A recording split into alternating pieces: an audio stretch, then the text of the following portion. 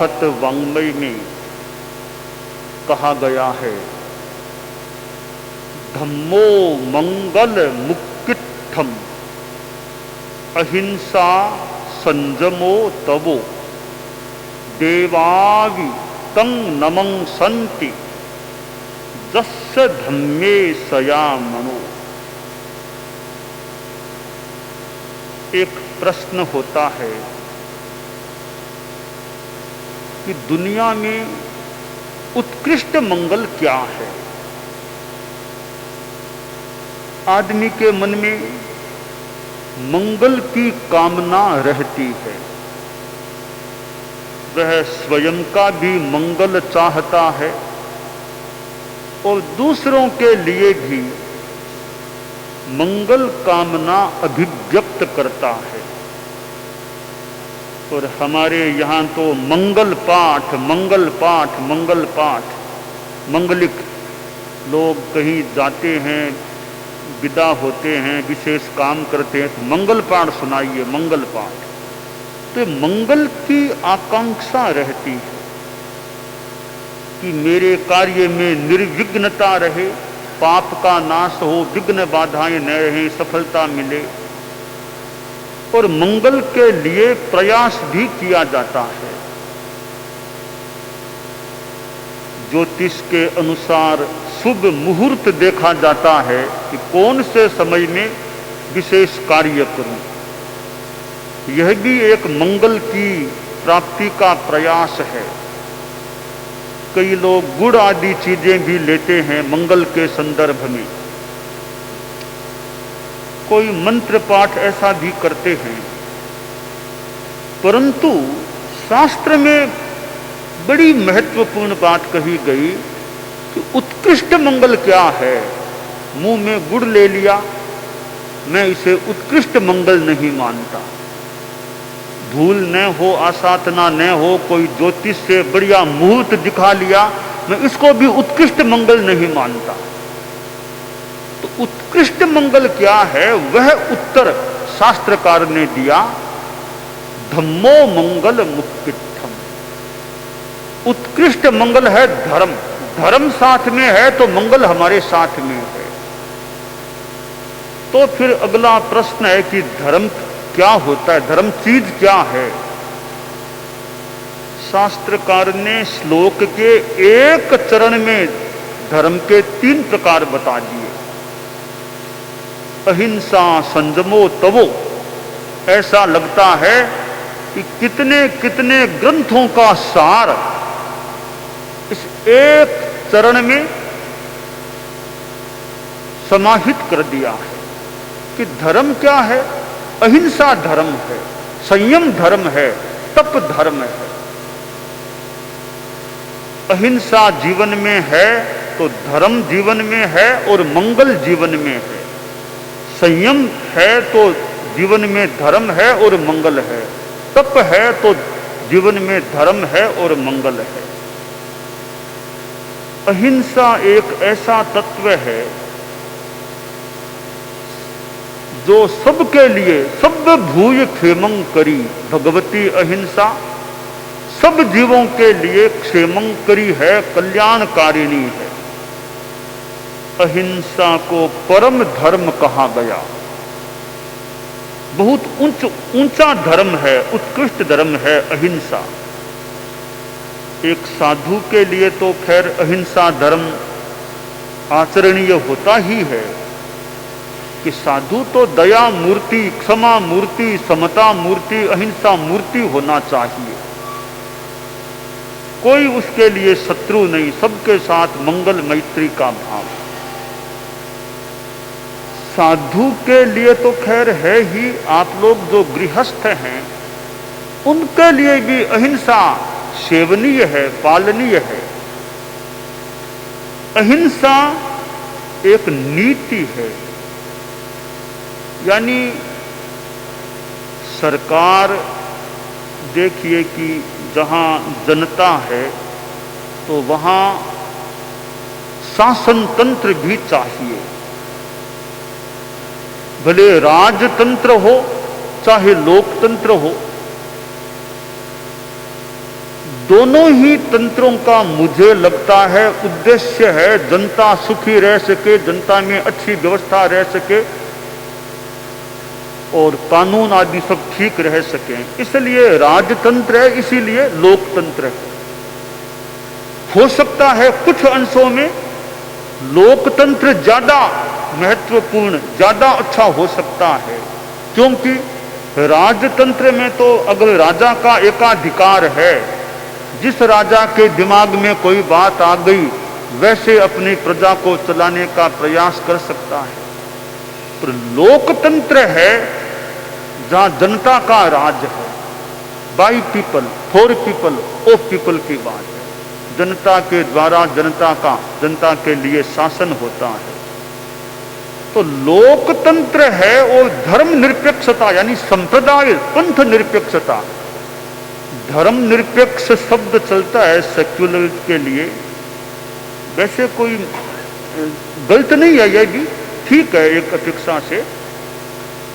पर धर्म निरपेक्ष के लिए मैं भूल न करूं, परम पूज्य आचार्य महाप्रज्ञ जी ने कहा पंथ निरपेक्ष, यानी भारत देश है पंथ निरपेक्ष है।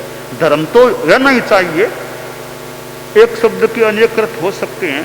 तो यह लोकतंत्र में जहां पंथ निरपेक्षता, सब पंथों को, हर आदमी को अपनी रुचि के अनुसार धर्म का, संप्रदाय का चयन करने का अधिकार हो, बहुत अच्छी बात है। जहां न्यायपालिका है, जहां कार्यपालिका है, जहां विधायिका, बहुत सुंदर व्यवस्था होती है। राजतंत्र हो या लोकतंत्र हो, डिसिप्लिन, अनुशासन तो सब जगह उपयोगी है। कोई कह दे लोकतंत्र है या कोई राजा का थोड़ा ही शासन है, या तो लोकतंत्र है, हम तो आजाद देश के नागरिक, हम चाहे जैसा करेंगे, चाहे जैसा करना ठीक नहीं है। वो एक कोई थोड़ा सा कम समझदार आदमी होगा, सड़क के बीच में सो गया, सड़क के बीच में सो गया। किसी ने कहा बीच में क्यों सोए हो, यहां तो वाहन आएंगे ना। कि नहीं जी, मैं आजाद भारत का नागरिक हूं, आजाद भारत का नागरिक हूं, मैं चाहूं जैसा करूंगा, मुझे कौन रोकने वाला है। समझदार व्यक्ति ने कहा उठ जाओ, वाहन आने वाले हैं, कहीं खतरा है जिंदगी को। तो नहीं नहीं, मैं आजाद भारत का नागरिक हूं, मुझे कौन उठा सकता है यहां से। इतने में जीप आ गई, देखा रे आदमी सोया पड़ा है। कहा भैया उठो उठो भैया, एक तरफ हो जाओ, जीप आ रही है। तो नहीं नहीं, मैं आजाद भारत का नागरिक हूं, मुझे कौन उठा सकता है, मैं स्वतंत्र हूं। थोड़ी देर समझाने का प्रयास किया, नहीं माना। तब वो जीप का ड्राइवर बोला कि भैया मैं भी आजाद भारत का नागरिक हूं, मेरी जीप तुम्हारे ऊपर से निकलेगी, अब मैं भी आजाद भारत का नागरिक हूं। तब डरा उठा, नहीं उठता हूं।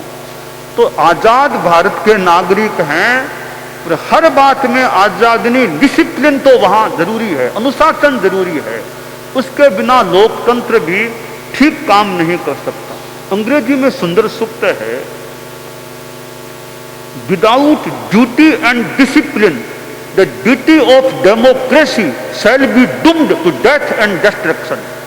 कि अगर लोकतंत्र में कर्तव्य निष्ठा न हो और अनुशासन न हो तो यह डेमोक्रेसी, लोकतंत्र का देवता भी विनाश को प्राप्त हो सकता है। तो यह अनुशासन, संयम बहुत आवश्यक है। तो अहिंसा एक ऐसा तत्व है कि वो समाज नीति का भी प्राण तत्व बने, राजनीति का भी प्राण तत्व बने,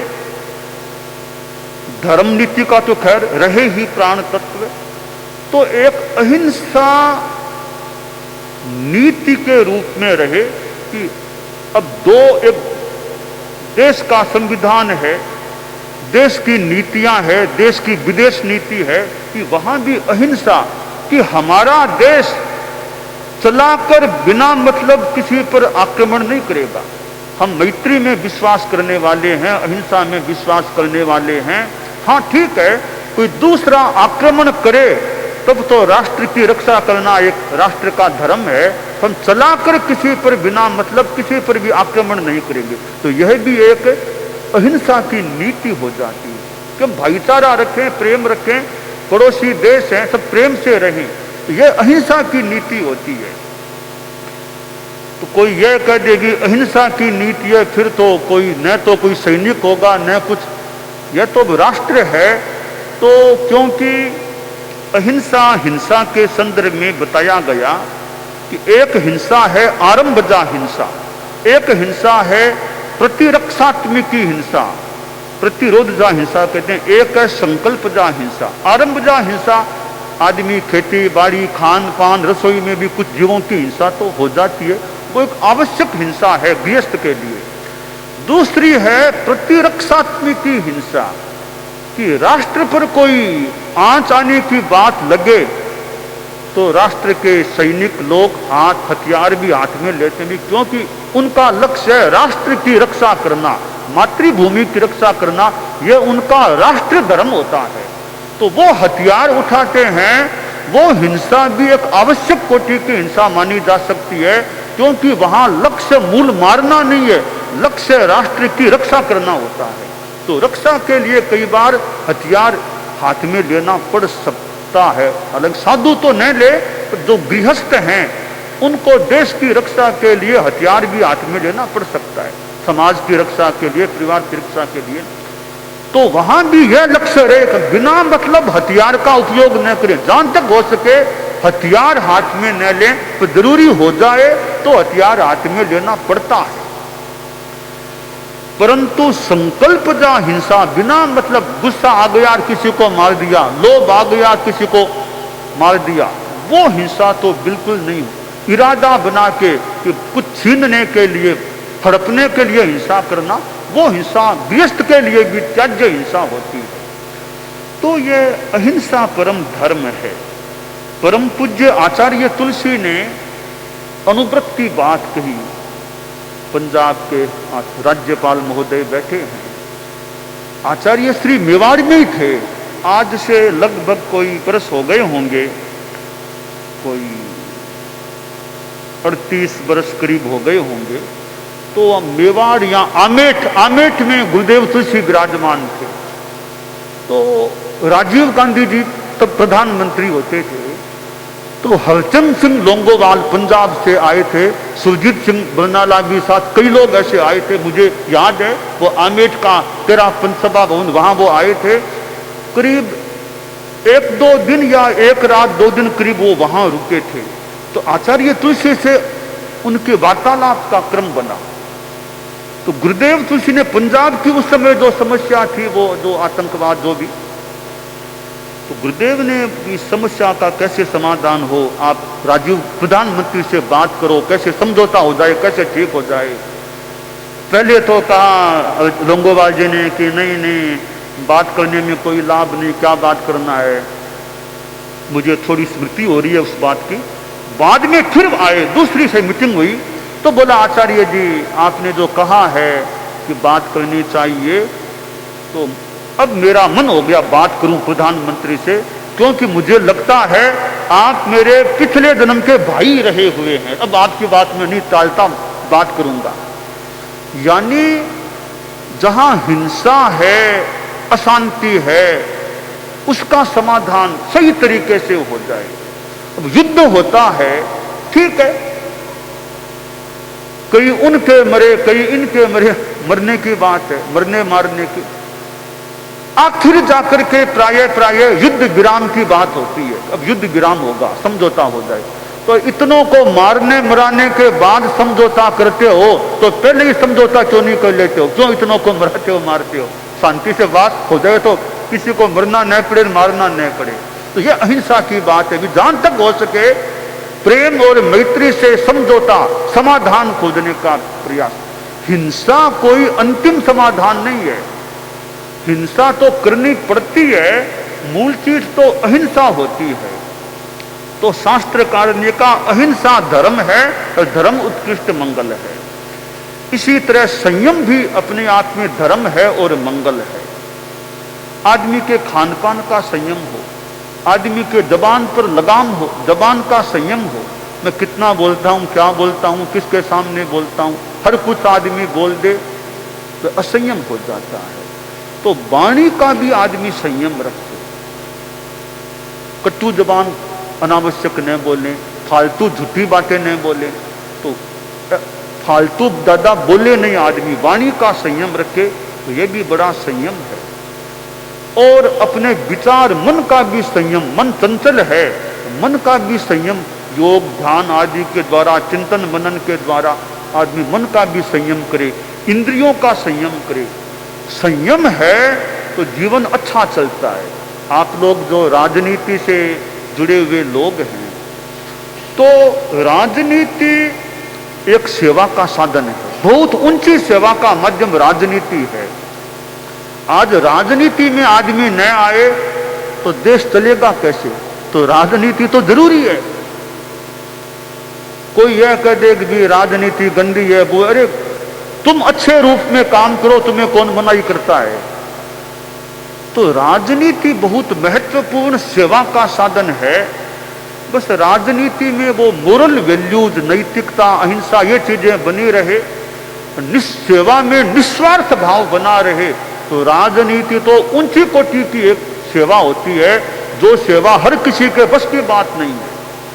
तो अधिकार पा लेना बड़ी बात है, सत्ता पा लेना बड़ी बात है, और सत्ता है वो सुख भोगने के लिए नहीं। आदमी सोचे सत्ता तो सेवा करने के लिए मिली है। यह निस्वार्थ सेवा हो, उसमें अहिंसा नैतिकता के तत्व हो, तो राजनीति तो बहुत शुद्ध रह सकती है, और जो बहुत जरूरी होती है समाज के लिए, देश के लिए, प्रांत आदि आदि के लिए।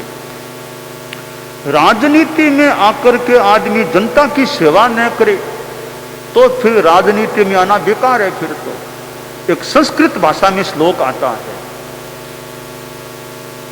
राज्याधिकारम संप्राप्य यह प्रजाम नैव रंजति अजागलस्तनस्यैव तस्य जन्म निरर्थकम। कि कोई राजनीति में आ गया, अधिकार में आ गया, फिर जनता की सेवा न करे, जनता को राजी न कर, राजी मतलब जनता की सेवा न करे, उस आदमी का राजनीति में आना ही बेकार है। कि बेकार कैसा? एक ग्रामीण सा उदाहरण दिया कवि ने, अज्जा बकरी, कहते हैं बकरी में कईयों के, किसी के या सबके बकरी के गले में स्तन होता है। एक तो नीचे के स्तन होते हैं, नीचे के बोबे स्तन, वहां से दूध निकलता है। एक स्तन कोई गले में होता है, तो गले का स्तन है, उससे दूध नहीं मिलता है, वो बेकार का होता है। जैसे बकरी का गले का स्तन बेकार होता है, वैसे उस आदमी का जन्म या राजनीति में आना बेकार है, तो राजनीति में आकर सेवा नहीं करता है। तो यह राजनीति में संयम अहिंसा जैसे तत्व होते हैं, तो राजनीति बड़ी निर्मल रह सकती है। हमारे धर्म संघ के प्रथम गुरु आचार्य भिक्षु हुए। हम भगवान महावीर से जुड़े हुए हैं। भगवान महावीर से जुड़े हुए जैन शासन में जो हमारा श्वेतांबर तेरापन धर्म संघ, उसके प्रथम अनुशासता आचार्य भिक्षु स्वामी हुए, और वे अहिंसा के बारे में अपना विचार देने वाले, क्योंकि छोटे जीवों के प्रति भी दया रखो, छोटे छोटे जीव हैं उनके प्रति भी दया अहिंसा रखो। तो ऐसा नहीं कि बड़ों को के लिए छोटों, छोटे छोटे जीव हैं उनको भी तकलीफ न पड़े, उनकी भी हिंसा न हो। तो ये अहिंसा का दर्शन आज भारत ने जो ज्ञान दिया है, भारत में जो इतने संत, प्राचीन काल में कितने संत, महावीर कहते हैं, बुद्ध कहते हैं, कितने कितने संत हुए हैं, और बाद में भी हुए हैं, आज भी संतों की परंपरा चल रही है। ये भारत का मानो सौभाग्य है कि भारत में संत संपदा है, ये भारत का सौभाग्य है। दूसरी, भारत के पास ग्रंथ संपदा, बड़े ग्रंथ हैं, ज्ञान के कितने ग्रंथ है। संस्कृत भाषा में देख लें, प्राकृत में देख लें, पाली और कितने भाषाओं में देख लें, कितने ग्रंथ आज भारत के पास है। ग्रंथागारों में, पुस्तकालयों में कितने ग्रंथ मिलते हैं, यह भी बड़ी संपदा है, ग्रंथ संपदा। तीसरी है पंथ संपदा। भारत में कितने पंथ हैं, जैन धर्म, बौद्ध, सनातन, इस्लाम, कितने कितने धर्म हैं, ये पंथ संपदा भी है। तो इस प्रकार भारत कितना समृद्ध देश है। तो संत संपदा से सन्मार्ग मिलता रहे, ग्रंथ संपदा से ज्ञान मिलता रहे, और पंथ संपदा से पथ दर्शन मिलता रहे, तो बड़ा लाभ मिल सकता है। तो ये संयम जैसी बातें हमें भारत में जानने को मिलती है। तपस्या हो जीवन में, आदमी सुविधावादी आराम तलब। मैं कई बार आप लोगों को देखता हूं, राजनीति के लोगों को, तो सोचता हूं ये कितना परिश्रम करते हैं, कभी कहां कभी कहां कभी कहां, कितना घूमना होता है, कितना संपर्क, तो कितनी एक तरह कितना परिश्रम ये राजनीति से जुड़े हुए लोग करते हैं। तो राजनीति भी एक प्रकार की तपस्या हो सकती है कि जहां स्वार्थ हो नहीं, जनता की सेवा, साथ में आध्यात्मिक सेवा की भी भावना रहे, तो एक तपस्या का रूप हो सकता है। तो तपस्या है वहां मंगल है। हमारे जैन धर्म में तो या खाना भी छोड़ने, उपवास कर लो, आज खाना मत खाओ, 5 दिन मत खाओ, 8 दिन मत खाओ, महीना, यह भी तपस्या। अब चतुर्मास लगने वाला है। हमारे संतों की परंपरा में यह वर्ष में 4 महीने का समय होता है, सावन भादवा आसोज कार्तिक। ये 4 महीने एक जगह स्टे, एक जगह पड़ाव डालने का होता है। इन 4 महीनों में यात्रा आमतौर से नहीं, बाकी 8 महीने यात्रा कर सकते हैं। 4 महीने जो रेनी सीजन वर्षावास के, तब यात्रा बंद। आमतौर से एक जगह रह के साधना करो, प्रवचन करो, जनता को भी लाभ दो। तो चतुर्मास का समय बड़ा महत्वपूर्ण होता है। और इस बार हम भीलवाड़ा मेवाड़ में चतुर्मास करने के लिए आज यहाँ हमने प्रवेश किया है। और चातुर्मासिक प्रवास, जिसमें जनता को जितना संभव हो सके लाभ मिले, तो हमारी साधु साध्वी, हम लोग भी अपनी तपस्या साधना अपने ढंग से आगे बढ़ा सकें। तो ये भीलवाड़ा का चतुर्मास खूब अच्छा रहे, उपलब्धि कारक रहे। और राज्यपाल महोदय का आगमन हुआ है, चेन्नई में पहले समागमन हुआ, आज फिर हो गया, तो अच्छी बात। और भी हमारे कितने गणमान्य लोगों की उपस्थिति हुई है, हमारा प्रवेश हुआ है। हमारे साध्वी प्रमुखा जी जो हमारी यात्रा में साथ में हैं, और कितनी साध्वियाँ समणियाँ हैं, हमारे इतने मुख्य बुनियादी, और हमारे कितने नए नए संत, नए मतलब कई वर्षों के बाद मिल गए हैं, कोई कोई तो दीक्षा के बाद पहली बार भी मिले हैं। हमारे इतने संत 200 से ज्यादा हमारे साधु साध्वियाँ यहाँ भीलवाड़ा में इकट्ठे हो गए हैं। एक संत समागम हो गया है, संत समागम का इतने 200 से ज्यादा, साथ में समणियाँ भी अभी तो हैं, इतना बड़ा समागम हुआ है। तो बहुत विशेष बात है, इतने संतों साध्वियों का एक जगह या वर्षावास होना एक विशेष बात होती है। तो ये वर्षावास अच्छा रहे। हमारे नए नए मुनि मार्दव कुमार, मुनि धैर्य कुमार, जो दीक्षित होने के बाद पहली बार मेरे पास, यानी संतों के द्वारा दीक्षा हुई थी, पहली बार मेरे से आज मिले हैं। बहुत अच्छा विकास होता रहे। और हमारे कितने आज शासन श्री मुनि श्री हरसलाल जी स्वामी, करीब 9 वर्षों के बाद आज आपके दर्शन मैंने किए हैं।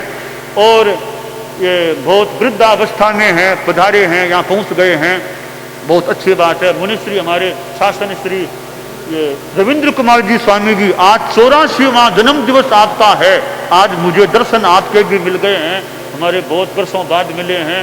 और मुनिश्री सुरेश कुमार जी स्वामी जो कल पधारे थे ना, पधारे थे, वे भी हमारे कई वर्षों बाद मिले हैं। और हमारे फिर ये मुनि कुलदीप कुमार जी जो, वो भी कई वर्षों बाद मिले हैं।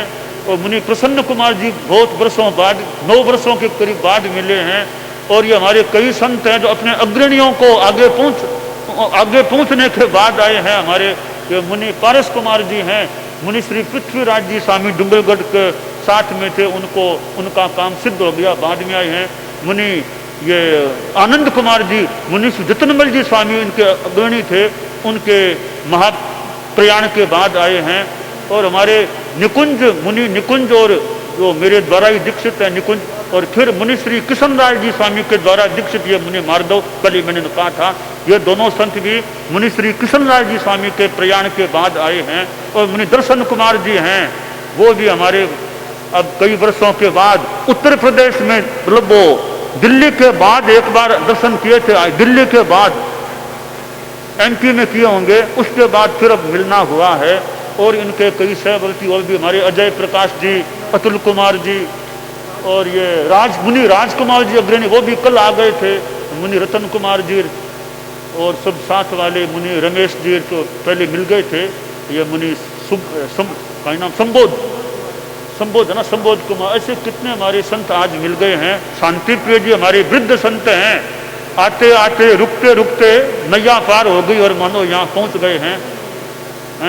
मुकुल जी हमारे कुलदीप जी के साथ मेवाड़ के संत हैं। और हमारी शादियों में अनेक शादी, आज जसवती जी साध्वी जी रास्ते में यहाँ मिली थी वृद्धावस्था में, और कितनी शादियाँ जो कई कल मिली थी, कितने सिंगाड़े मिले थे, आज जसवती जी साध्वी जी मिल गई। ऐसे इतनी शादियाँ आ गई हैं, और सबके नाम नहीं भी आ सकें किसी के, तो सबको एक साथ मान लेते हैं।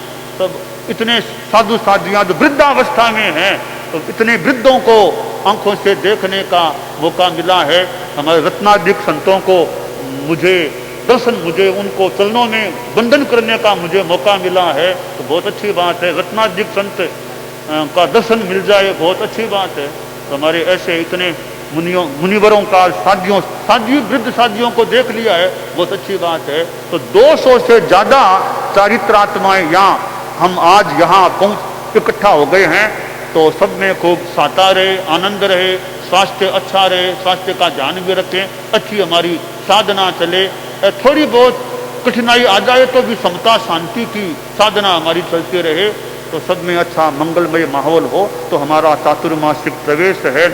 परम पूज्य आचार्य महाप्रज्ञ जी गुरुदेव तुलसी, जिनके चरणों में हम रहे हैं, उनकी भी अपने हिसाब से कृपा हम पर बनी रहे। सबके प्रति मंगल कामना।